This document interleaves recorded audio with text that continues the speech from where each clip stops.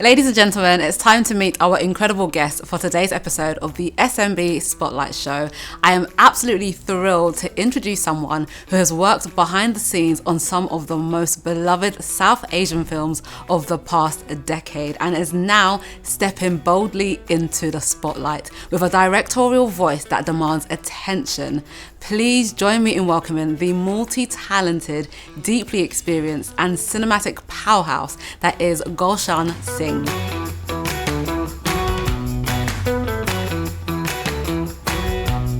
With over a decade of experience in the film industry, Golshan has worked on some serious heavyweights, from assisting on the visually rich Barfi, which was India's official entry to the Oscars, to helping shape standout films like Bambakat, Gulshan Singh Rangroot, and Chana Meria. But Golshan didn't stop at supporting great stories, he stepped up to tell his own. In 2018, he made his directorial debut with Afsha, a film that showcased his ability to craft stories that connect with audiences on both emotional and cultural levels. And now he's back with a bold new vision, the feature film IC9, currently in post-production. A gritty, high-stakes crime drama, IC9 follows a policewoman's hunt for her missing sister, a journey that spirals into the dark underbelly of human trafficking, corruption, and deeply buried secrets. IC9 is more than a thriller. It's a cinematic mirror asking us to reckon with power, justice, and what happens when the personal becomes political. It's sharp, emotionally resonant, and socially conscious. Everything you'd expect from a director who understands that film is not just for entertainment, but for impact. Today, we'll be exploring Golshan's journey from working behind the scenes to stepping into the director's chair with confidence, clarity, and purpose. We'll talk about the challenges of independent filmmaking and why stories like IC9 are more vital than ever. So if you love films that say something real and filmmakers who've worked their way up with grit, vision, and soul, this conversation is for you. Gulshan Singh, welcome to the SMB Spotlight Show.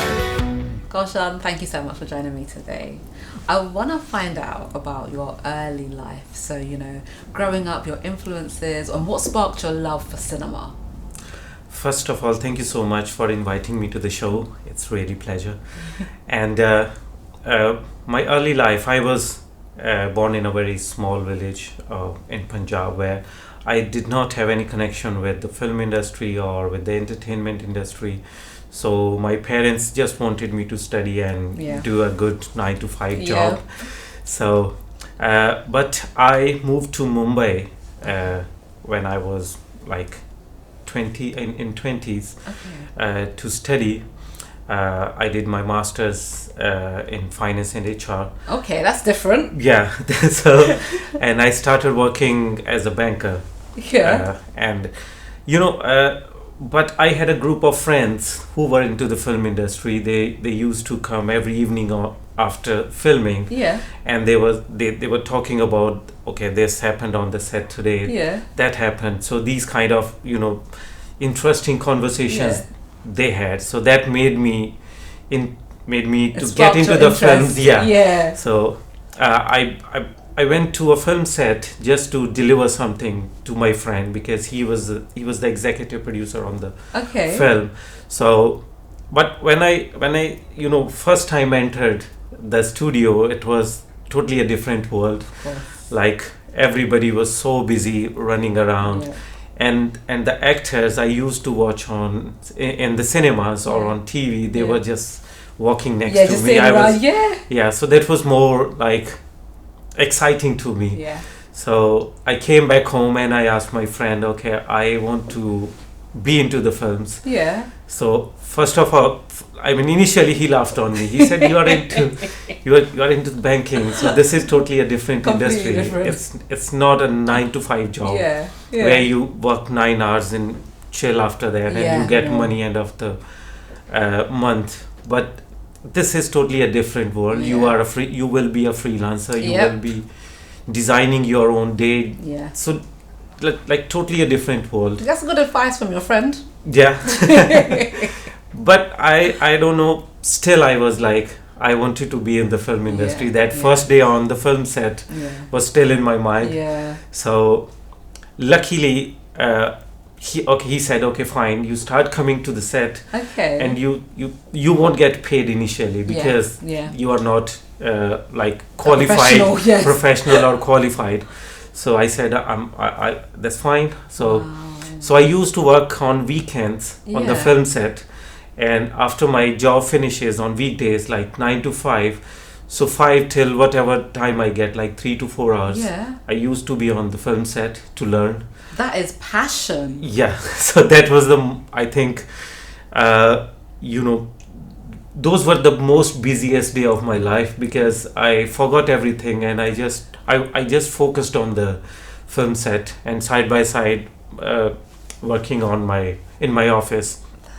So after like couple of months, so then like everybody started knowing me. Okay, this guy comes on this set, and he is. So I joined as a production trainee. So but after like couple of months, so my boss he told me, okay, you have good vision, so you can get into the direction. So that's a big jump from production. Because what does a production trainee do? So usually just managing the stuff here and there, whatever my boss was saying. It's like kind of here in British or Hollywood film industry we call runner. But in India it's a different name to it. So then he told me, okay, I'll speak to the director. You assist him and then you decide. That's a huge start, especially in being a freelance creative. You're often trying to get connections, introduce yourself to this person, get this job. So for someone to offer you a role, how did you feel? That's why I said I was lucky enough. But I think luck is there, but end of the day, how focused you are, how focused you are, how you treat people around you, even whatever role you are in. So it matters a lot. Absolutely. Because I was on a film set, I used to get a compliment. Like you are more focused on work all the time, like running around, not exactly running around, like planning things. So that when I was doing this, it was a bit like more hectic for me because I was doing all these things throughout the day, sometimes in the evenings as well, after work, after set. So but this benefited me a lot. Of course, and it's part of your work ethic. Of course. Now I was going to ask, were there any directors that inspire you? There are too many, to be honest. So see, my first director was in Ragbasu, so I really loved the way he worked, the style, the kind of films he do. So it's really, really good. But from Hollywood, I love watching Tarantino movies. Oh yeah, Tarantino, he's a big one. Because for the few minutes of the film, you will see, you will not realize what I'm watching exactly. But after some time, when the threads start opening, then you actually understand, and it's really I like these kind of films. It's like it starts off a little and all the webs kind of make sense eventually. Because sometimes when we do a scene, let's say scene number 5, it doesn't make any sense to the audience.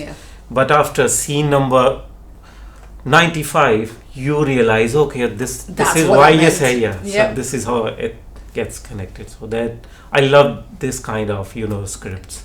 And it gives the audience stuff to kind of be surprised by, as opposed to just a constant, like, I know this happens next and that happens, but it's like, oh wait, I love that. Like as a film watcher, I love that. Even I as an audience, when I sit in the audience, because see, whenever I watch a movie, I forget I'm a director for some time. I enjoy the film. So then if the movie is like, I really love the movie as an audience, then I watch it again from the director's point of view. What was like great in this film? So I think that's how I work. That's how you operate. You mentioned that your family wanted you to concentrate on your studies and going to 9 to 5. How did they react when you were like, I want to do this? So when I told them, okay, I wanted to be a film director, so they said, okay, that's fine, but what exactly your profession gonna be? So because they're like proper village people. So see, if you go to like my village, the profession for them is like a doctor and listen, engineer. I'm Nigerian, so I understand. So I think it's very standard everywhere. Engineer, bank, So when I told them, then I had to explain them, okay, this is the film direction, this is how it works. People spend like a lot of money to learn it. So, but I'm lucky, I went on the film set, I got involved, and all I have learned is through the experience on set. Because even if you study, then you have to be on set to learn. You still need the experience, of course. But I think these days there are big film schools, so you can learn, you prepare yourself before you go on set. That's a good point for the industry as well, because back in the days, I think the only way to get into the film industry is to assist someone, especially for director or any other intern. But these days, like, you have schools, you have academies, more institutions, more access to it. Would you say that your upbringing has influenced the way you tell a story? Yes, I think so, because I'm born in a village, but I spent most of my time in Mumbai. That's like city. One of the biggest cities in the world. So this transformation, I did everything on my own, to be honest. I had people around me to help, but I didn't get the work yourself. I didn't get a chance to go to any film school or anything like that. So I built connections. Sometimes I'm lucky I got somebody, because once you start into a particular industry, you are focused, people observe, people monitor. Okay, this person wants to do something, so he just need a slight push. So I got those people to help me. So this is how I got into the direction. And see, I think to become an assistant director is not that hard, but jump from assistant director to the director, that's a big step. Because once you are a director, it's all on you. It's all on you. You have to be like all the time searching new stories, writing new stories. Because if you are a director, you are unsuccessful director, you can't go back and become an assistant director. Very true. You can't look back, okay, I'm unsuccessful as a director, okay, let me go back as an assistant again. So being a director is something you have to be like ready on work 24/7. It looks like we are on set for a month or like for 2 months, but behind the preparation work, it keeps you too busy all the time. Sometimes you are just doing your routine work, like I'm just doing something on my current movie IC9, for example. But when I'm listening something, I got another idea. Then my mind got diverted to that thing. So like your mind is 24/7 on work. It's not resting. Yeah. So you mentioned something interesting earlier about making connections, and obviously you were prepared when these connections came, but how important would you say building these connections are in the film industry, because they kind of get you to the next level, to the next opportunity? See, I think connections are important in every industry if you want to grow. But rather than connections, I would say build a good rapport with people. Make yourself more humble, make yourself more professional. So once you have these qualities, people would love to get connected with you rather than you getting connected with them. Because whenever we work, whenever we go on a set, whenever we start a new project, all we need are professional hands on our project. See, me being a director, I get attached to a film from day one till the release of the film. So the connections and the rapport with the people, it helps a lot. So as you mentioned, the connections, again I'm coming back to that. So when we are filming, on a set. So we get visitors sometimes from other sets. Some of them could be potential investors. They just see the professionalism on the set. It makes them interesting in the film. So this industry looks great to them. Let's try this one. So this is how you like make connections, make rapport, and it's good for the film industry as well. Like you are making people interested to invest in this industry.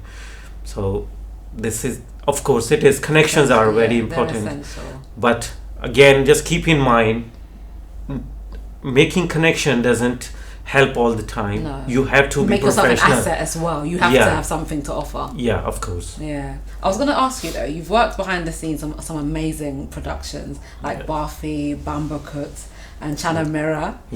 And many more. What was the moment where you knew you wanted to step into the director's chair? So after, I think, Gulshan Singh Rangroot, a lot of people started asking me, when are you going to direct your film? When are you going to Why do you think that was?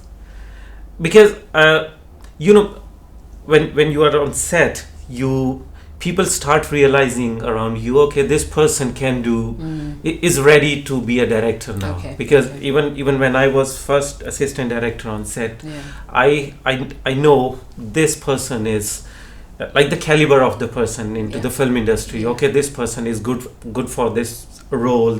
That person is good for that role. So then people start realizing, okay, this person is ready to be a director. So as I mentioned earlier, I guess my producers from the previous film, they offered me to be a director, and I was like, I requested them to give me like a day's time to think about it.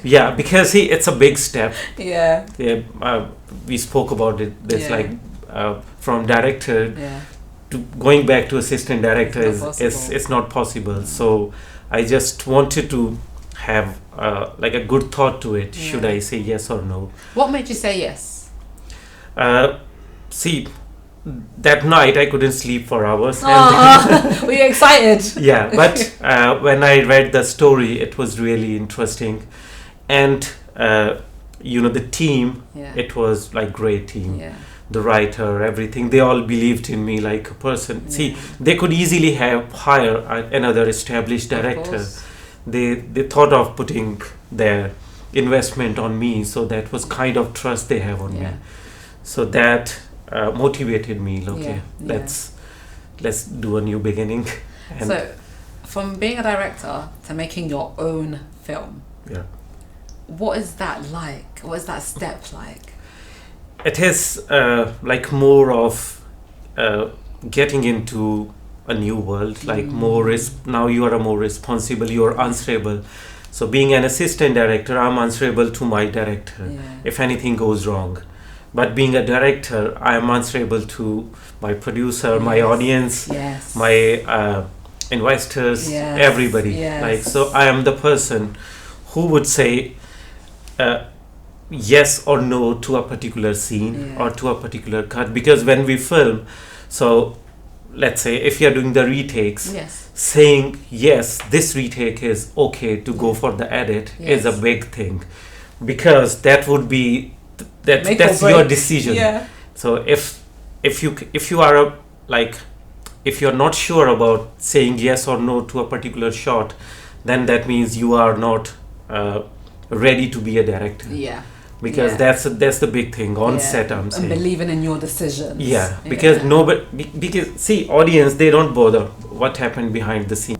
End of the day, we make the film for the audience. It's I do my part best. I love the story, but I keep in mind the audience must love the story, because if somebody is going to cinema, spending some money with the family, with the kids, they are giving good 3 to 4 hours to our movie. I'm saying 3 to 4 hours because when you go to cinema, you spend time on other stuff like and eating. Trailers as well.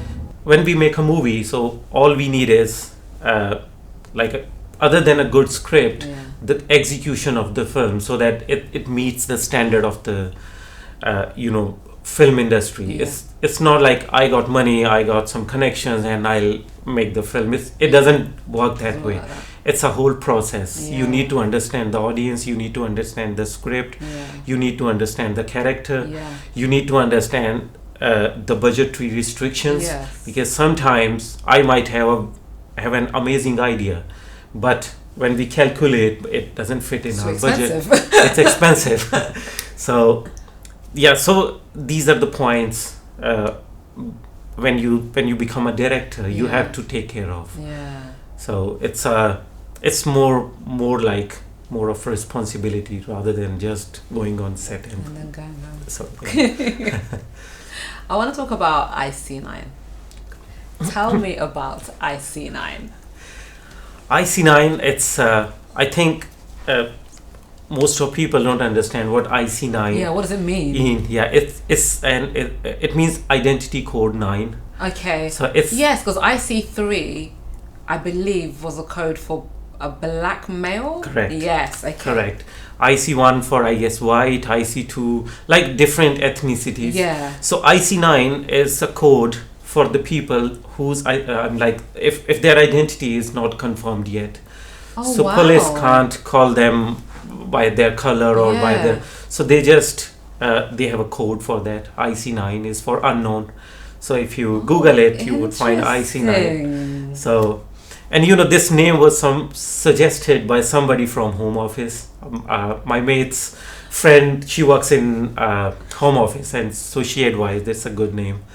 So so that's the meaning behind it. And the film IC9, it's, to be honest, very close to my heart. It's not because I have written or I have directed it. It has a very good message attached for a global issue, illegal immigration. So I always wanted to do something which could help people to understand what they are doing wrong to live life. So illegal immigration is like one of them. Like people, especially in countries like South Asian countries, people are misled by the local agents who send them, so if you go to UK or any Western countries, so everything is ready for you, money is good, but they hide the dark truth behind it. Like if you are an illegal immigrant, how the life is gonna be, you can't imagine. Some people, because I interviewed few people who had gone through this, so they said it's horrible, especially for the girls, because there are very high possibilities for them to get physically exploited.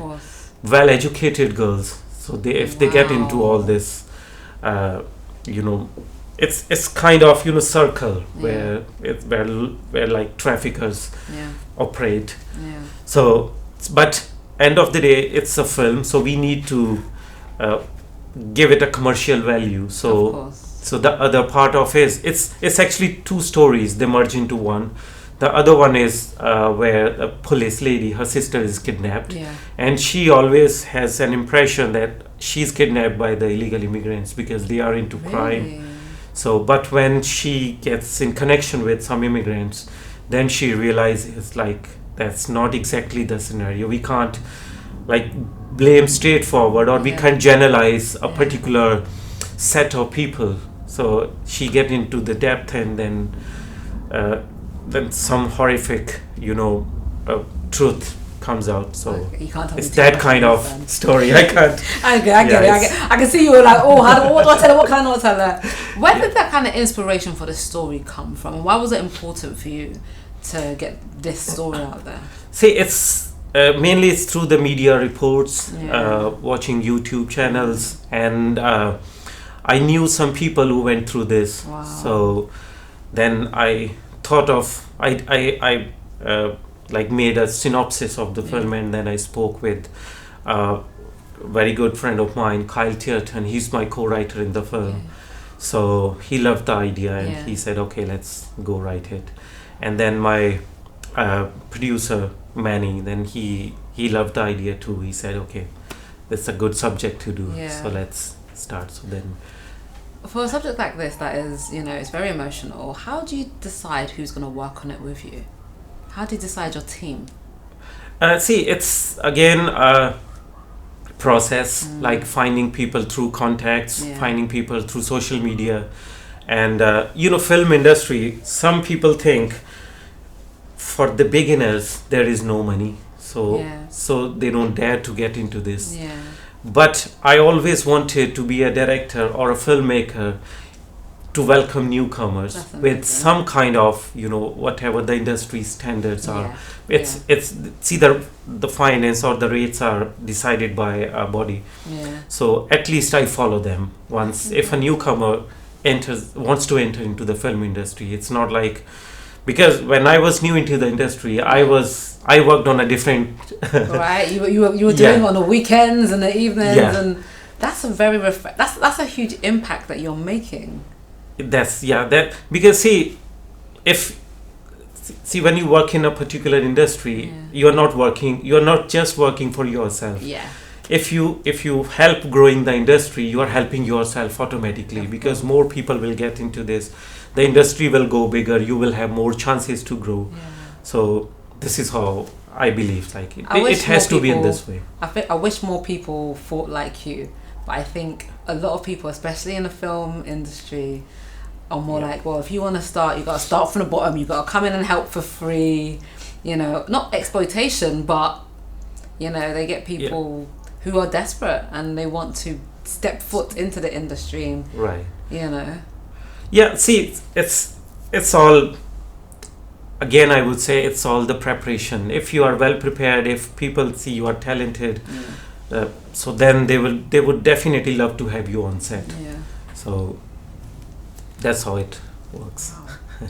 So you navigated the commercial side of cinema with Ashra, and now you're diving into a much grittier, darker world of IC9. Right. How did you evolve from Ashra to here? IC9, we call it grittier. It's a thriller, but still it has entertainment and commercial value attached to it. It's not like a dark documentary or something just made to give a message. End of the day, it's a film. It's a commercial film. It has investment attached to it. It has all the aspects which a commercial film should have in it. So the message can't be the subject can't be a grittier, but that's the need of the subject. It's not something we want to make it grittier. It's the need of the story. This is how it is. So it would definitely work. People would love it, because once you watch a movie with the message, so I think that's because these days, I think especially after COVID, a lot of people switch to OTT platforms like Netflix, Amazon. So now they are more exposed to international cinema. Absolutely. Now if I'm in India, like I'm watching Nigerian movie, even I don't know the name of the actor, I just see the poster, I just see a small synopsis, one-liner, and I feel, okay, this is interesting, so let's watch it. So I'm more into now international cinema, and when and I always try to work on a subject which is more realistic, rather than just working on larger than life characters. It has to be like on a social cause. To make it more interesting, entertaining, it's our job. So IC9 is like one of them. And even the subject of illegal immigration, that's not something that's just specific to Asian countries or South Asia. It's global issue. It's a global issue. So that's something that's definitely going to make a lot of impact. But what kind of struggles did you find, or barriers did you come across when you were creating IC9 and bring it to life? So story-wise, Kyle did a great job. He wrote it well. When it came to production, we planned it in November. So then winter was like starting. So we had snow on set. We had like what? we had we worked in -2, -3. No. Temperature. No. And in IC9 we had a lot of locations. Too many locations, too many characters. So the movement from one location to another one, when my crew was working on it, they were like, okay, today we are here in a warm room, but tomorrow you never know, you might be working in a forest, because we have a lot of forest scenes, like some action sequences in a forest, like gunfire and stuff like that. So so the IC9 had a lot of variations when it comes to production. Like we had a day, like when we were filming, like 10 in the evening, 10 at night, and it was dark and it was chilling. So crew was like, okay, I think cold. Yeah, but still I think we made a great movie, because now we did a couple of schedules, like different schedules. One we did in November, then in January, and I think one small schedule in March, and 5 days filming in India. Wow. So like it has, so production wise it was comparatively like bit difficult to do. But with production comes finances, so how easy or difficult was it getting the finances in place to create IC9? As I mentioned, my producer, he loved the subject, and initially we thought of like having a investor from the market. But when my producer Manny, he loved the subject, he said, I'll arrange the because he loved the subject so much. So he then arranged everything, and then when we started filming, we had a different budget, but we spent little more because of the weather conditions. Because see, when you film in a winter, so you have very less daylight. So you have to either you create something with you create a day with like expensive lights, or you wait for the next day to complete. So we had combination of both, but still it was a bit difficult because of the time we filmed and the weather. It was a big challenge. And secondly, it's an independent film. We didn't have that luxury of that big budget. So everything was like we had to prepare a lot before we go on set. Because otherwise we can't afford to go over budget every day. So because that's not the way to make a film, is it? Of course. The subject of IC9 is quite heavy, human trafficking. How do you approach a subject like that with compassion, and how do you ensure the story is real as opposed to making it a hyperbole? So when I started working on the finance, the subject itself is very attractive, because as we spoke earlier, it's a global issue. So it's like it's not just a one country suffering from it. Like every country has some kind of impact because of the illegal immigration. So the subject, when I approached with the subject, it was, I never ever heard anything like no, this is okay subject, or I'll get back to you this on. So I think I approached hardly one or two people with the subject, and luckily both were interested, because they loved the subject, and when they came to know about the commercial aspect of it, so I got straightforward yes for the subject. Amazing. And was there anything that you did in terms of when you were on set or with the actors just to make sure that they felt comfortable? I know you mentioned that you did interviews with people who had been in similar situations. Did you use them as in a consulting kind of aspect, or was it more of a, okay, look, we'll mention this, but we won't mention that? So it was more of like consulting, because this subject has to be handled very carefully, because we can't name anybody, we can't show straightforward anybody on screen. There are guidelines from Home Office on these kind of subjects. So we have to be very careful on that. So yeah, the actors, I think they all did great job on set. I'm like lucky to have such great actors on set. Let it be Georgia Mayfoot, Richie Campbell, Bhavik, Darren Tassel, Amar. Like they all did well. If an actor is playing an illegal immigrant, I think they studied the character, what kind of problems they have, what kind of emotional side they have. Because if you are illegal and stuck in a country, obviously you are missing like your family life, your like day-to-day activities, because you are more into dark, you are scared. So I think all the characters, they grabbed that very well. I love that. I'm going to do a quick fire round with you. Great. Okay, so answer me as quick as you can. Yeah, of course. I'll try my level. The first question is going to be hard though. Okay. What's your favourite film of all time? Vantage Point. Ah, that was easy. Oh, I think I know who you're going to say for this. A director who inspires you. Quentin Tarantino. I knew you were going to say that.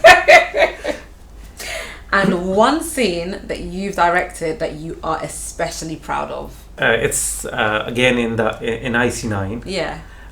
Where our character, a small girl, she's caught in the forest and she's attacked by the hooligans. They want to just take her away and sell her into the dark world. So that scene is a bit gritty, but it has a great emotional side of it. So I loved filming that scene. When is When is IC9 gonna be released? Like, when is it out for the world to see? Yeah, so it's in sales and distribution process. So my producer, he's in talks with different people. So hopefully, once we make a good deal, so end of the day, it's a commercial film. We need money. But that leads me to another question. What advice would you give to filmmakers when it comes to securing those crucial finances to get their projects made? See, it's very difficult to say. It's because every subject, every film has a different scenario. So but in general, I would say always try to create something which is meaningful to the industry, which is meaningful to the people, and go well prepared.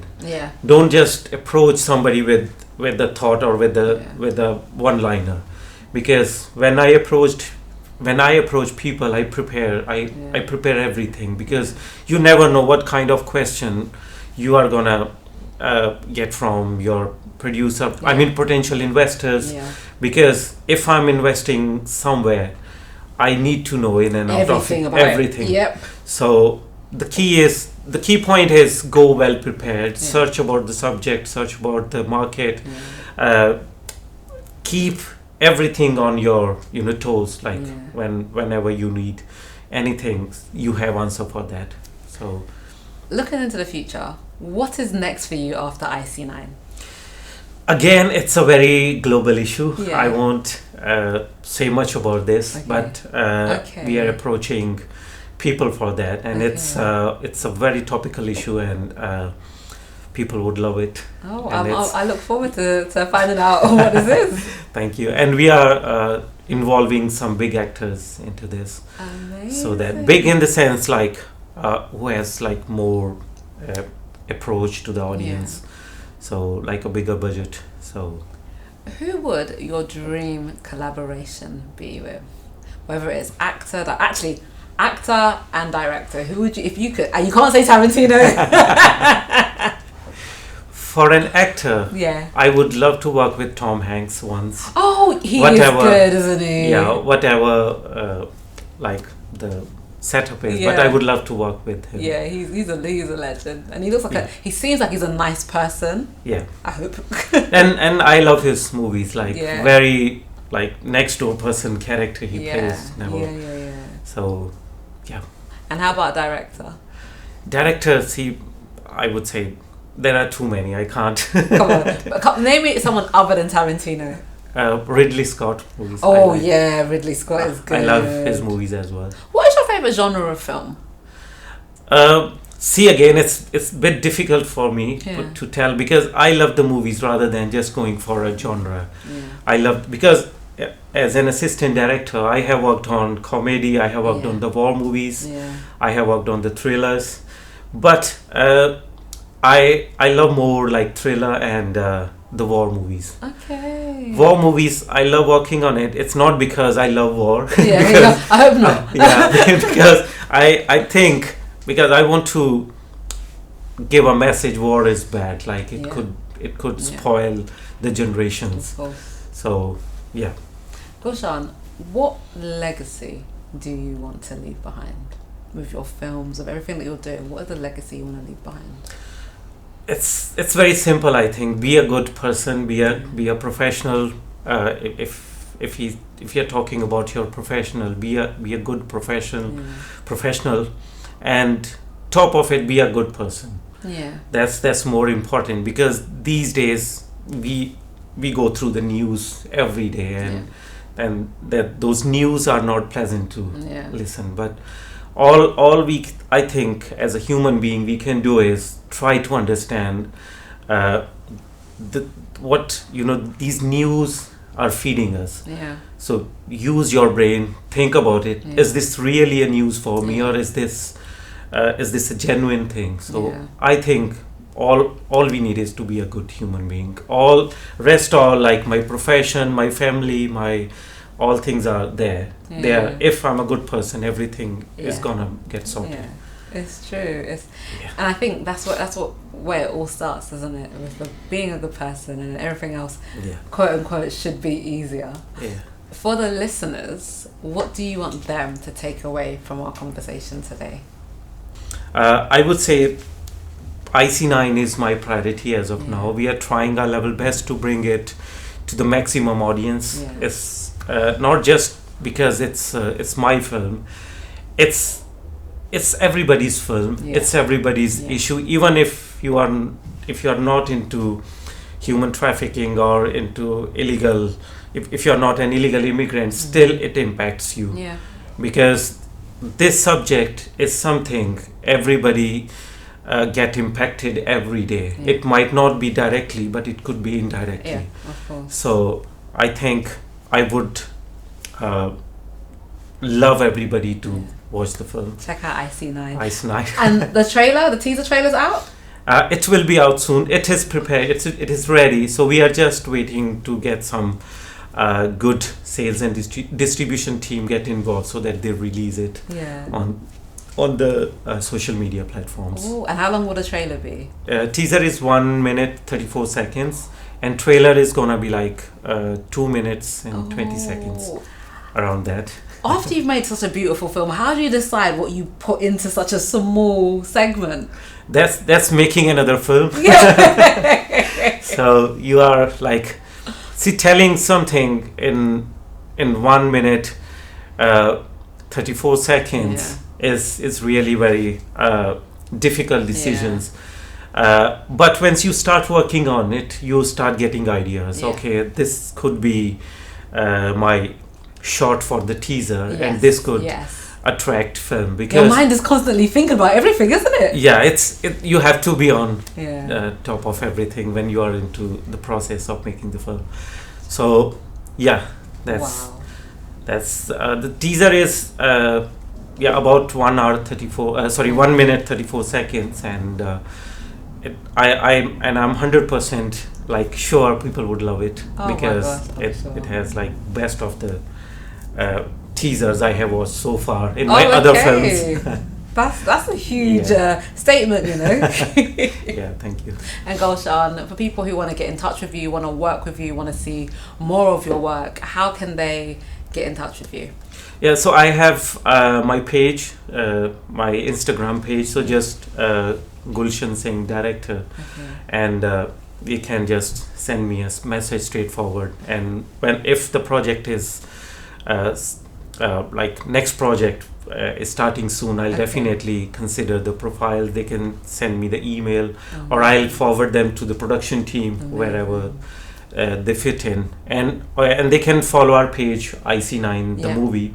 So I'm in touch with like my social media team, so they can forward it. Well, if you need a presenter or a TV host for the next film. Yeah, of course.